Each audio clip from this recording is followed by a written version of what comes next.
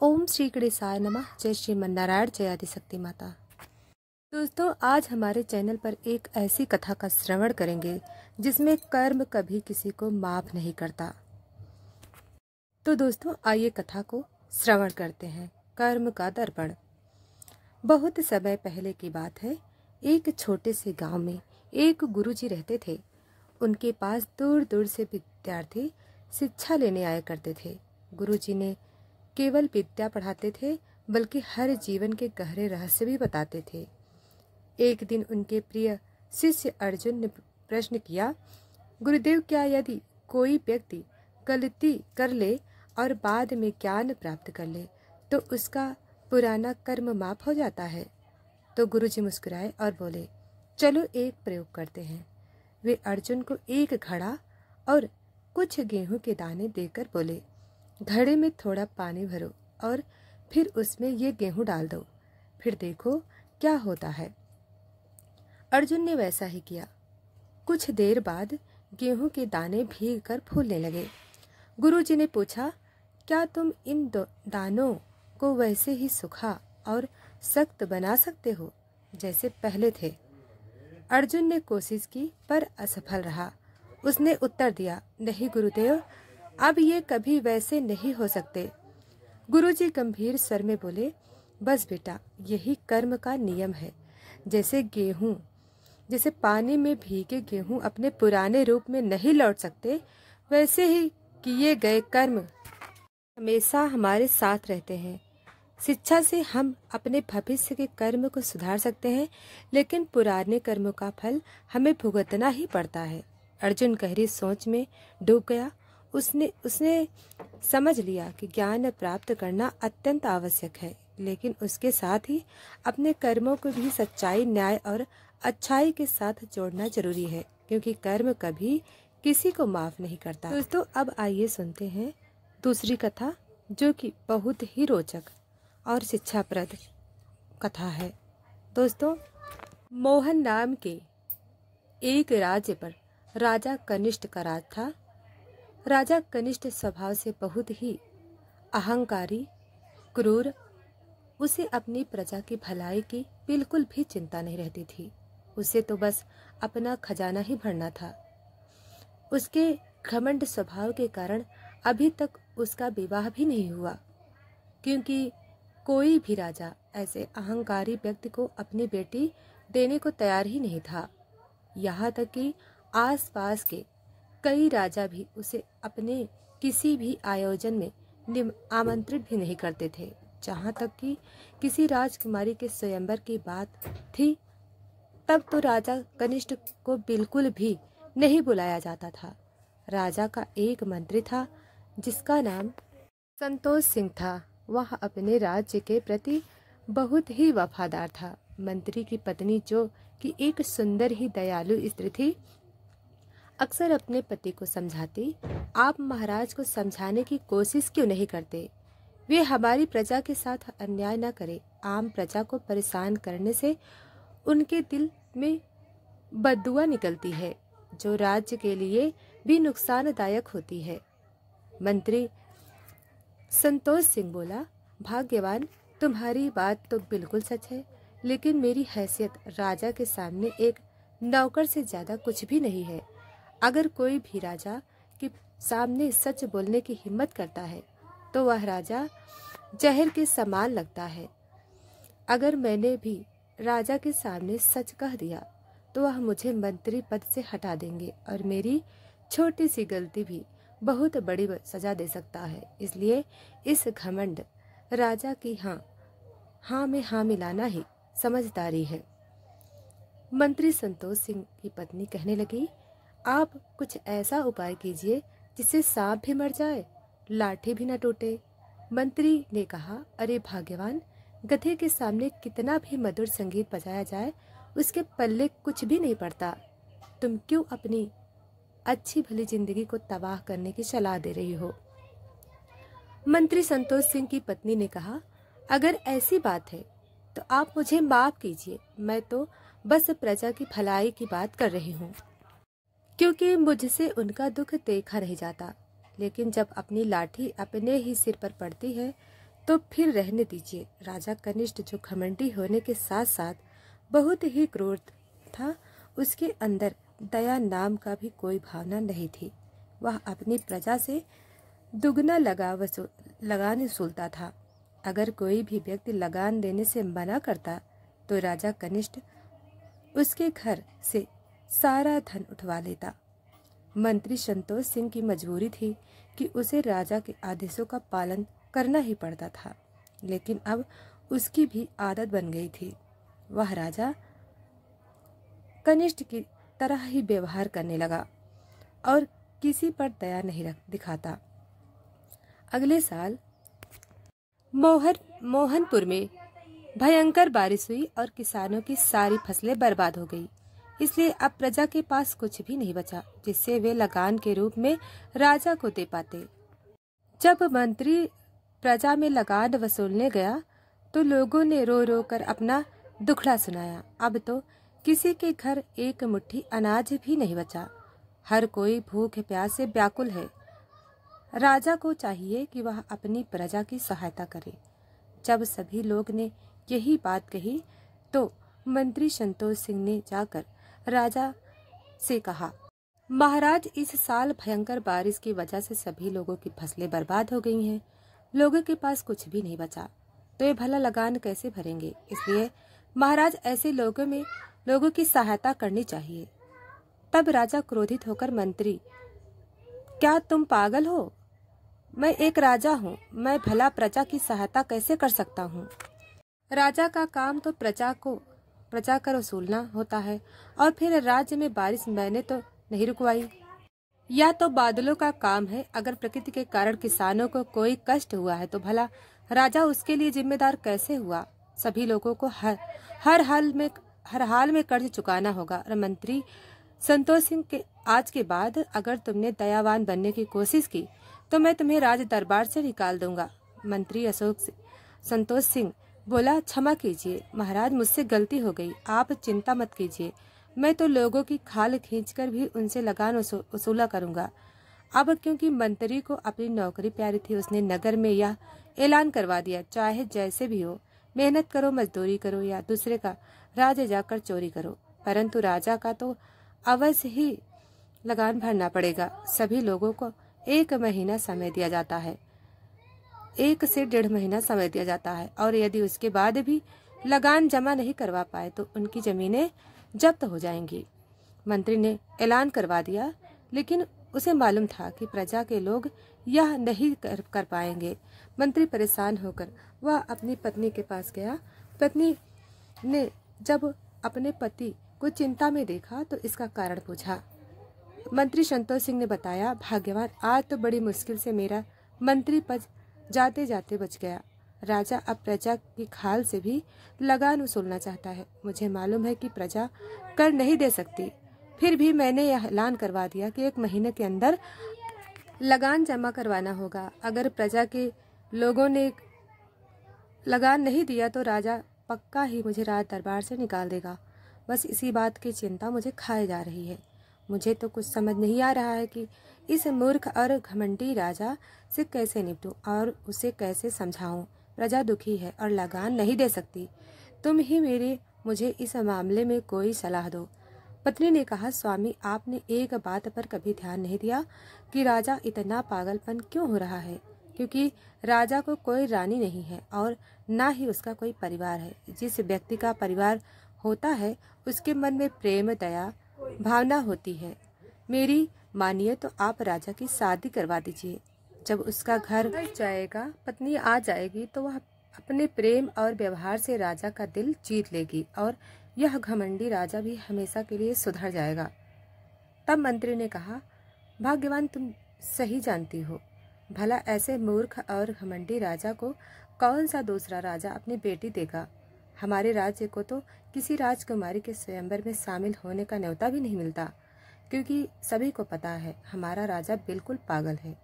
मंत्री की पत्नी ने कहा, हमारे राजा का विवाह किसी राजकुमारी से करवाने की क्या आवश्यकता है? मेरी मानिए तो हमारी प्रजा में से किसी एक लड़की को राजकुमारी बनाकर राजा के सामने पेश कर दीजिए। आप ही ऐसी किसी योग्य लड़की की तलाश कीजिए जो राजकुमारी बनने को तैयार हो जाए। फिर उसका ही फायदा होगा, क्योंकि वह रानी बनकर आपके ही पक्ष में काम करेगी।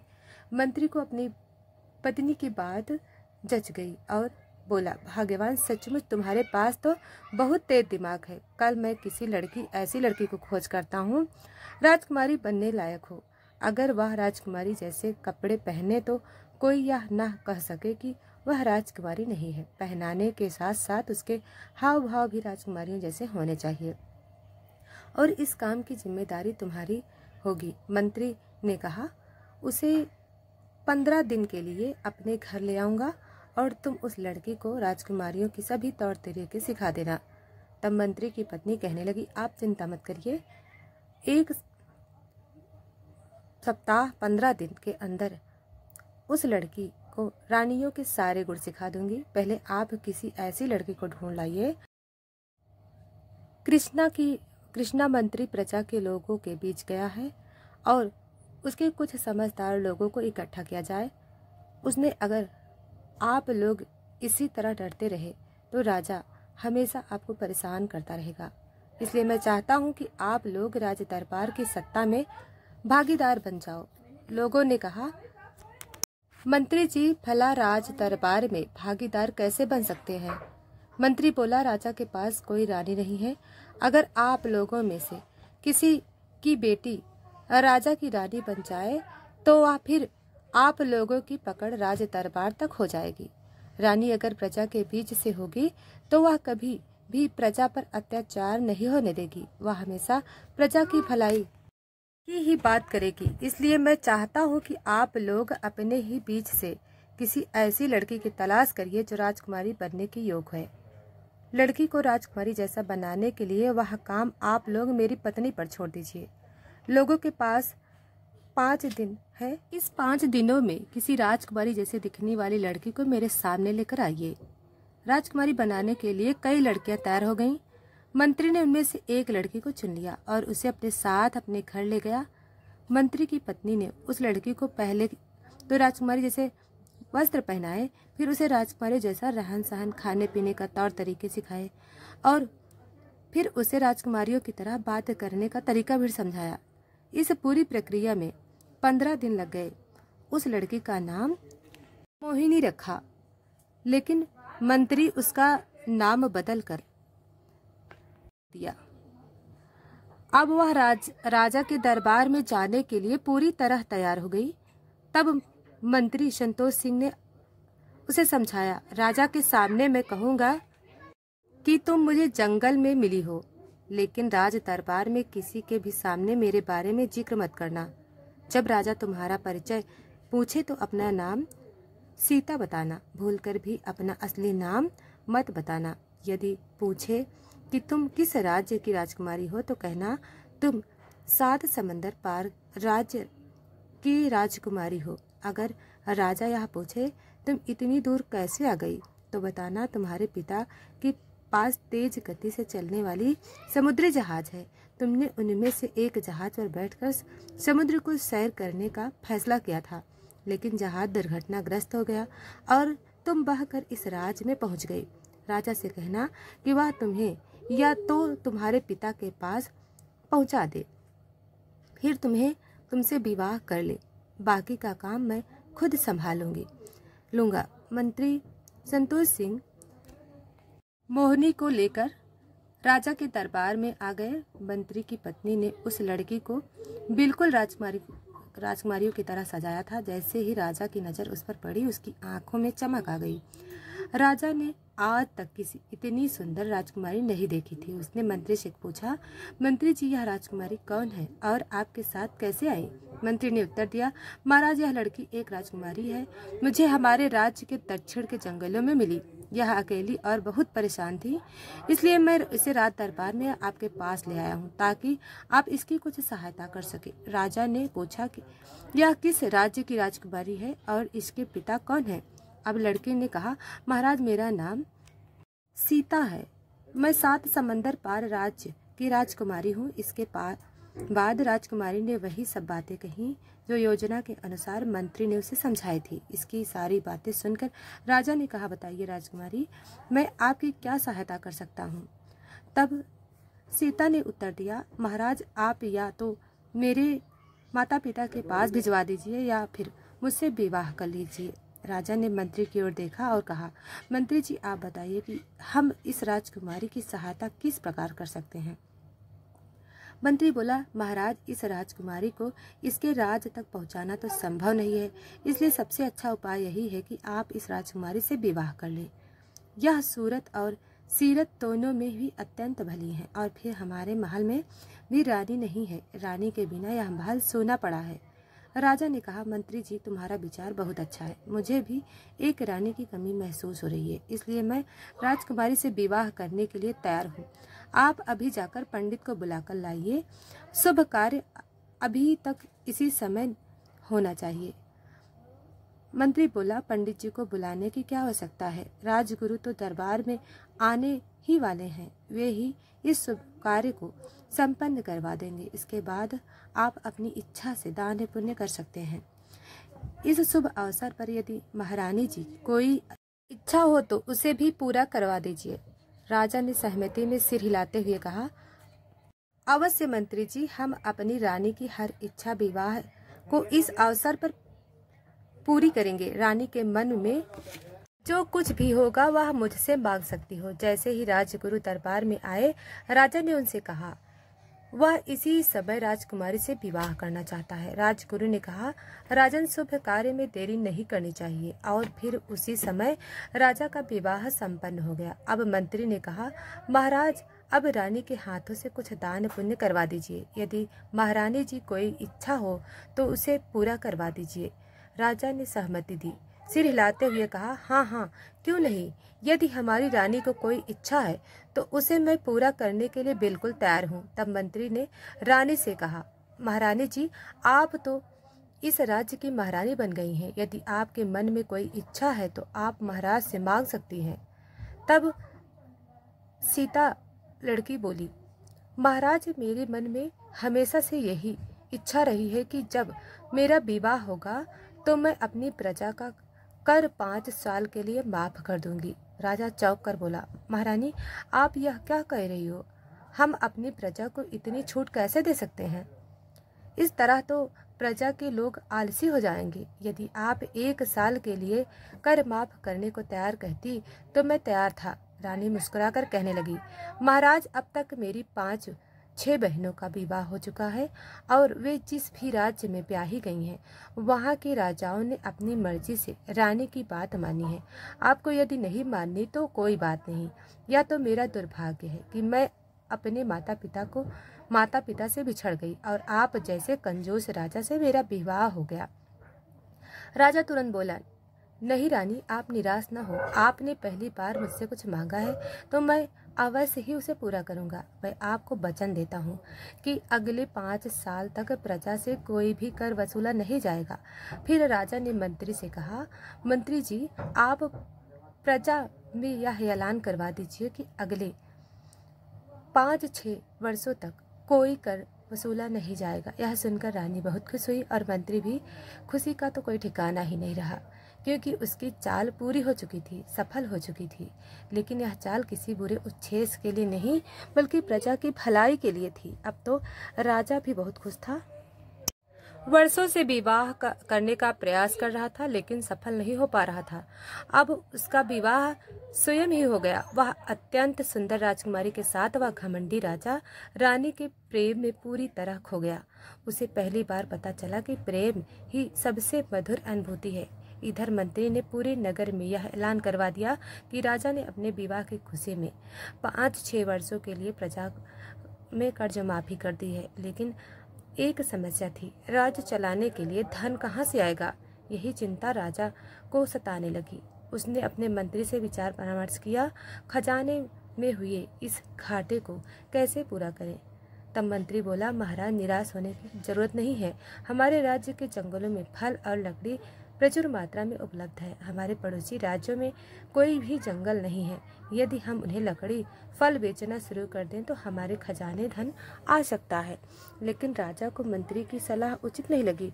मन ही मन उसने विचार किया कि उसने अपना खजाना भरने के लिए अन्य राज्य पर आक्रमण करना चाहिए, परंतु वह यह विचार मंत्री को नहीं बताना चाहता था, क्योंकि उसे पता था कि मंत्री इस योजना का विरोध करेगा। धीरे धीरे समय बीतता गया। विवाह के 5 साल हो चुके थे, लेकिन उसकी कोई संतान नहीं थी। मंत्री सोचने लगा, अगर इस दौरान राजा को पता चल गया कि महारानी कोई राजकुमारी नहीं बल्कि एक साधारण परिवार की लड़की है तो बड़ी मुसीबत हो सकती है। लेकिन यदि महारानी गर्भ से कोई संतान जन्म कर ले तो फिर राजा कुछ भी नहीं कर पाएगा। मंत्री इसी दुविधा में एक दिन अपने नगर के नज़दीक रहने वाले महात्मा जी के पास गया और उनके पूरी परेशानी बताई। एक साधारण परिवार की लड़की जिसका विवाह राजा से करवा दिया ताकि हमारी प्रजा की भलाई हो सके। अब मुझे चिंता हो रही है कि कहीं यह बात राजा को पता न चल जाए। महात्मा जी ने शांत भाव से कहा, मंत्री जी, आपने राजा का विवाह धोखे से करवाया, लेकिन यह छल प्रजा के हित में था। परंतु एक बात ध्यान से सुन लीजिए, राजा के पाप इतने अधिक हैं कि वे अभी तक नष्ट नहीं हुए हैं। इसी कारण उसके घर में संतान उत्पन्न नहीं हो रही है। लेकिन साथ ही यदि अब तक राजमहल पर कोई बड़ी मुसीबत नहीं आई तो इसका कारण रानी के पुण्य कर्म है। राजा ने आज तक कोई पुण्य नहीं किया है, लेकिन उसकी रानी धर्मात्मा है। इसी वजह से प्रजा सुखी है। तुम्हें चिंता मत करो, समय आने पर घर में संतान का जन्म अवश्य होगा। महात्मा जी की बात बिल्कुल सही साबित हुई। कुछ ही दिनों में बाद शुभ समाचार मिला, महारानी राजकुमारी गर्भवती है। यह सुनकर राजा अत्यंत प्रसन्न हुआ। उसने रानी की सेवा की दासियां नियुक्त कर दी। परंतु इसी समय राजा के मन में पड़ोसियों राज्य पर आक्रमण करने का विचार आने लगा। असल में कुछ वर्ष पहले धर्मवीर के राजा चौधरी ने अपने पुत्री के विवाह के लिए स्वयंवर का आयोजन किया था। गलती से राजा को भी उसका निमंत्रण भेज दिया गया था। अब राजा चौधरी को भूल का एहसास हुआ तो उसने तुरंत एक दूत भेजा और राजा का वह निमंत्रण वापस मंगवा लिया। यह सुनकर राजा अहंकार को गहरी ठेस पहुंची। उसने इसे अपने जीवन का सबसे बड़ा अपमान समझा। आज तक किसी ने उसका इतना बड़ा अपमान नहीं किया था। यह अपमान उसके मन में एक जलती हुई चिंगारी की तरह धक कर रहा था। वह बस मौके की तलाश में था। किसी दिन उसकी नगर में चौधरी से बदला ले सके। अब राजा चौधरी की एक और बेटी विवाह योग्य हो चुकी थी। राजा चौधरी उसे लेकर रामावल राज्य जा रहा था। राजा को विवाह में कोई दिलचस्पी नहीं थी, परंतु वह चौधरी की नगरी पर आक्रमण कर उस खजाने को लूटना चाहता था। एक दिन उसने इस विषय में अपने मंत्री से चर्चा की। मंत्री उसे समझाते हुए कहा, महाराज, अब युद्ध के विचार को त्याग देना चाहिए। हमें पड़ोसी राज्यों से मधुर संबंध बनाने चाहिए। यदि हम शांति बनाए रखते हैं तो हमारा राज्य भी समृद्ध होगा। राजा को मंत्री की यह सलाह बिल्कुल उचित लगी। उसे लगा कि उसका मंत्री अब बुजुर्ग हो चला है और उसकी बातें व्यर्थ हैं। उसके मन में ही निश्चय कर लिया कि अब वह किसी भी महत्वपूर्ण कार्य में अपने मंत्री से सलाह ही नहीं लेगा, बल्कि उसने यह भी विचार किया कि मंत्री को पद से हटा देना चाहिए, उसकी जगह किसी और नियुक्त करना चाहिए। तब राजा ने अपने गुप्तचरों को बुलवाया और चौधरी के राज्य पर कड़ी नजर रखने का आदेश दिया। कुछ दिनों में गुप्तचरों ने सूचना दी, महाराज, चौधरी अपनी छोटी बेटी का विवाह करने के लिए दल बदल के साथ वैशाल राज्य जा रहा था। वह पूर्णिमा के दिन प्रस्थान करेगा। इस अवसर पर लाभ उठाकर वह धर्मवीर नगर पर आक्रमण कर सकते हैं। इस युद्ध में बहुत कम नुकसान होगा, लेकिन आपको धर्मवीर का पूरा खजाना मिल जाएगा। राजा को यह योजना बहुत उचित लगी और धर्मवीर राज्य पर शासन नहीं करना चाहता था, उसे केवल वहां का खजाना लूटना था। आखिरकार वह दिन आ गया जब गुप्तचरों ने सूचना दी, महाराज, अब मार्ग पूरी तरह साफ हो गया है। तब राजा चौधरी अपने सैनिकों और दरबारियों के साथ यात्रा पर निकल चुका था। अब राजा अपनी सेना को तैयार किया और धर्मवीर पर अचानक आक्रमण कर दिया। उसकी सेना ने धर्मवीर के महल में प्रवेश कर सारा खजाना लूट लिया। जब राजा चौधरी बैसाल से लौटकर अपने राज्य पहुंचा तो उसका महल पूरी तरह तबाह हो चुका था। खजाना पूरी तरह से खाली था। अब उसके पास अपने सैनिकों का वेतन देने तक के लिए धन नहीं बचा था। राजा अपनी इस विजय से बहुत प्रसन्न था, लेकिन यह नहीं जानता कि यह लालच उसके बदले की आग उसे किस तरह अंधकार में भविष्य की ओर ले जा रही थी। इस तरह से राजा चौधरी अब कंगाल हो चुका था। इधर राजा बहुत खुश था। उसने अपने अपमान का बदला ले लिया था। अब वह पूरी तरह निश्चय था, लेकिन मंत्री को यह भली भांति पता था कि धर्मवीर का राजा चौधरी इस अपमान को नहीं भूलेगा। वह निश्चित रूप से बदला ही लेगा, फिराक में पड़ रहेगा। पहले मंत्री हर विषय में राजा की हाँ में हाँ मिलाया करता था, लेकिन इस मामले में उसने चुप रहना उचित नहीं समझा। यह बात महारानी से भी नहीं कह सकता था, क्योंकि जब से वे गर्भवती हुई थीं अपने कक्ष से बाहर ही नहीं निकलती थीं और किसी भी गैर पुरुष को उनसे मिलने की अनुमति नहीं थी। समय बीतता गया और वह दिन आ गया जब महारानी ने एक संतान पुत्र को जन्म दिया। राजा को बड़ी उत्सुकता थी कि कोई बड़ी खुशखबरी आने वाली है, लेकिन जब दाई राजा के समक्ष पहुंची तो वह बहुत उदास थी। राजा ने आश्चर्यचकित होकर पूछा, दाई माँ, तुम क्यों उदास हो? मुझे बताओ कि महारानी ने पुत्र को जन्म दिया है। पुत्री को। दाई बोली, महाराज ऐसी बात नहीं है। असल में महारानी ने एक बहुत ही विचित्र बच्ची को जन्म दिया है। उसका मुख तो सामान्य बच्चों की तरह है, लेकिन उसका पूरा शरीर पत्थर का है। मैंने ऐसी संतान न कभी देखी है न कभी सुनी है। राजा कनिष्ठ स्तब्ध रह गया।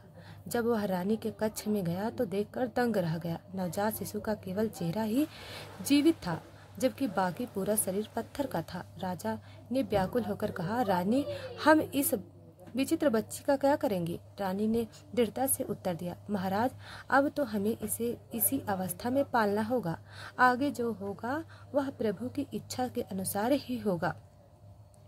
राजा को उम्मीद थी कि रानी कहेगी कि इस बच्ची को जंगल में छोड़ दो, लेकिन जब उसने देखा कि रानी इस पत्थर की बच्ची को अपनी संतान मान रही है तो उसे कुछ समझ नहीं आया कि अब क्या किया जाए। राजा सोचने लगा, अगर उसने इस विचित्र बच्ची को महल में रखा तो सभी के सामने उसकी हंसी उड़ाई जाएगी। उसे लगा कि ऐसी बच्ची को महल में रहने का कोई अधिकार नहीं है। कुछ दिनों बाद राजा का मन भारी रहने लगा। वह अपने विचारों से विचलित होकर मन बहलाने के लिए शिकार पर चला गया। जंगल में उसकी नजर एक बहुत ही सुंदर युवती पर पड़ी। राजा उसके समीप गया और पूछा, देवी, आप कौन हैं और इस जंगल में क्या कर रही हैं? युवती मुस्कुराकर बोली, मैं एक राज्य की राजकुमारी हूँ। मैंने राजा कनिष्ठ के पराक्रम और यश के बारे में बहुत कुछ सुना था।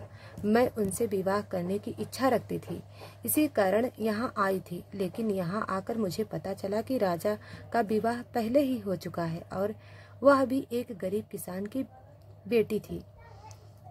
तब राजा चौंक गए। उसने तुरंत विरोध करते हुए कहा, हे देवी, आपकी यह बात असत्य है। मेरी रानी एक राजकुमारी है। तब वह औरत हंसते हुए उत्तर दिया, महाराज, यह सब सच नहीं है। आपकी पत्नी वास्तव में एक गरीब परिवार की बेटी है।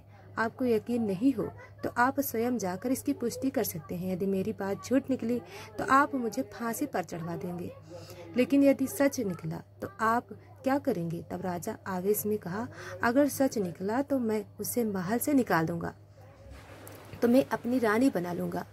तब युवती ने आगे कहा, महाराज, अब यह भी जान लीजिए कि आपकी रानी का असली नाम सीता नहीं मोहिनी है, बल्कि उसकी एक और बहन है जो बिल्कुल उसी की तरह दिखती है। तब राजा इस बात का संदेह हुआ। वह युवती अपने साथ लेकर गरीब किसान के घर गया। उसने देखा तो बिल्कुल अपनी रानी जैसी दिखने वाली एक लड़की नजर आई। जैसे राजा को क्षण भर के लिए यही लगा कि यह उसकी रानी है। तब किसान ने जब अपने घर पर राजा को देखा तो डर के मारे कांपने लगा। राजा ने किसान को फटकारते हुए पूछा, तुम्हारी दूसरी बेटी कहाँ है? तब किसान डर गया और उसने सच्चाई छिपाने की कोशिश नहीं की। उसने हाथ जोड़कर कहा, महाराज, मेरी बेटी मोहिनी आपकी रानी है, लेकिन इसमें मेरी कोई गलती नहीं है। सारी योजना तो आपके मंत्री ने बनाई थी, वही मेरी बेटी को अपने साथ ले गए। अब राजा का पूरी सच्चाई मालूम हो चुकी थी। उसे समझ आ गया कि मंत्री ने उसे धोखा दिया और किसानों की 7 साल का लगान माफ करने का षड्यंत्र भी रचा उसी का था। राजा ने गुस्से में उस लड़की से कहा, हे राजकुमारी, मैं अपनी शर्त हार गया हूँ। अब आप ही महारानी हैं, मेरे साथ महल चलिए। यह लड़की तो इसी अवसर के इंतजार में थी। वह राजा के साथ महल चली गई। महल पहुँचते ही राजा क्रोधित हो गया और उसने सैनिकों को आदेश दिया, मंत्री और रानी को कारागार में डाल दिया। उस पत्थर की बच्ची को जंगल में फेंक दो। राजा के आदेश का तुरंत पालन किया जाए। उधर जंगल में आशीष नाम का एक लकड़हारा अपनी पत्नी के साथ लकड़ियां काटने आया था। जब वे दोनों घर लौट रहे थे तो उनकी नज़र जंगल में पड़ी उस विचित्र बच्ची पर पड़ी। तब लकड़हारे ने कहा, देखो यह कैसा विचित्र जीव है, मैंने पहले ऐसे कभी नहीं देखा। तब लकड़हारे की पत्नी ने दया दिखाते हुए इस बच्ची को गोद में उठा लिया। जैसे ही उसने बच्ची को छुआ, वह अचानक एक सुंदर कन्या में बदल गई। लकड़हारे की पत्नी चौंक कर बोली, अरे, आप इसे विचित्र जीव बता रहे थे, लेकिन यह तो किसी परी जैसी सुंदर बच्ची निकली। लगता है किसी ने इसे जंगल में छोड़ दिया है। दरअसल लकड़हारे की पत्नी एक धर्मात्मा स्त्री थी। उसकी पुण्य कर्मों के कारण ही उसके हाथ में आते ही अपने पत्थर के रूप से मुक्त हो गई। उसने प्रसन्न होकर कहा, अब यह बच्ची ही हमारा सहारा बनेगी। दोनों उसे घर लेकर अपने घर आ गए। इधर राजा अपनी मेहनत महारानी को लेकर महल पहुंचा, लेकिन उसे पता नहीं था कि वह लड़की वास्तव में कोई और नहीं बल्कि धर्मवीरपुर के राजा की बेटी राजा चौधरी की एक दासी थी, जो बदला लेने के लिए भेष बदल कर आई थी। महल में पहुंचते ही राजा कनिष्ठ ने घोषणा की, आज से यह हमारी नई महारानी है, इनके हर आदेश का पालन किया जाए। महल के सभी दासियों ने नई महारानी का स्वागत किया। कुछ दिनों बाद नई महारानी ने राजा के भोजन में बेहोशी की दवा मिला दी। तब राजा कनिष्ठ कई घंटों तक अचेत रहा। इस बीच नई महारानी ने अपने कुछ विश्वास पात्र सैनिकों को बुलाया और राजा का सारा खजाना उठाकर धर्मवीरपुर ले गई, क्योंकि राजा का आदेश था कि रानी के हर आदेशों का पालन किया जाए, इसलिए किसी भी उनका विरोध नहीं किया। कुछ घंटों बाद जब राजा कनिष्ठ को होश आया तो उसने अपना सारा खजाना खाली पाया। क्रोधित होकर उसने महल के पहरेदार और सेवकों से पूछा, यह सब कैसे हुआ? उसने उत्तर दिया, महाराज, आपकी नई रानी ने सारा खजाना लेकर चली गई। आपने ही आदेश दिया था कि उनके हर आदेश का पालन किया जाए, इसलिए किसी ने उन्हें रोकने की हिम्मत नहीं की। अब राजा अपना सिर पीटने लगा और पछतावे पर भर गया और तुरंत अपने राजगुरु के पास पहुंचा। राजगुरु ने राजा की पूरी बात सुनी और गंभीर स्वर में कहा, हे राजन, यह सब तुम्हारे पाप का परिणाम है जो अब तुम्हें भोगना पड़ रहा है। तुम्हारी पहली पत्नी और मंत्री तुम्हारी भलाई चाहते थे, लेकिन तुमने उनकी एक न सुनी। अब यही तुम्हारे कर्मों का फल है। तब राजगुरु ने राजा से गंभीर स्वर में कहा, अब मेरी बात ध्यान से सुनो। तुम तुरंत अपने मंत्री और रानी को कारागार से मुक्त कर दो, और वह बच्ची जिसे तुम पत्थर समझकर जंगल में फेंकवा दिया, अब वह आशीष नामक लड़के के पास, लकड़हारे के पास है। लकड़हारे की पत्नी अत्यंत धर्मात्मा थी, इसलिए उसके स्पर्श से यह बच्ची सामान्य बालिका में बदल गई। अब तुम्हें जाकर अपनी नन्ही राजकुमारी को महल में वापस लाना चाहिए। साथ ही अपनी रानी और मंत्री को क्षमा मांग कर क्षमा लेना चाहिए।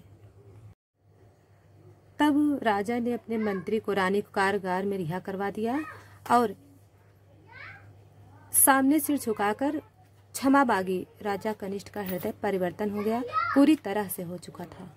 राजा ने घोषणा करवा दिया कि जब तक रानी नहीं कहेगी तब तक प्रजा को लगान की वसूली नहीं होगी।